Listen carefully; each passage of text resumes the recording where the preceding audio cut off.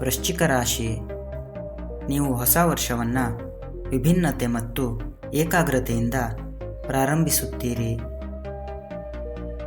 ನಿಮ್ಮ ದೈನಂದಿನ ಕೆಲಸಗಳ ಸಂಖ್ಯೆ ಹೆಚ್ಚಾಗುತ್ತದೆ, ಆದರೆ ನಿಮ್ಮ ಒಳ್ಳೆಯ ಹೊಸ ಅಭ್ಯಾಸಗಳು ನಿಮ್ಮ ಸಮಯವನ್ನು ಹೆಚ್ಚು ಪರಿಣಾಮಕಾರಿಯಾಗಿ ಉಪಯೋಗಿಸಲು ಸಹಾಯ ಮಾಡುತ್ತವೆ.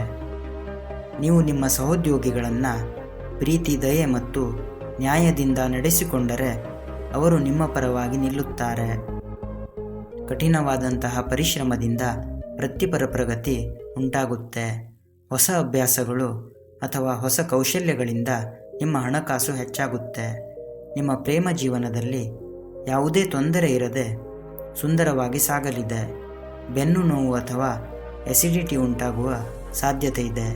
ಆದಷ್ಟು ಬೇಗ ಮಲಗಿ ಮತ್ತು ಉತ್ತಮವಾದಂತಹ ಆರೋಗ್ಯವನ್ನು ಕಾಪಾಡಿಕೊಳ್ಳಲು ಕಡಿಮೆ ತಿನ್ನಿ.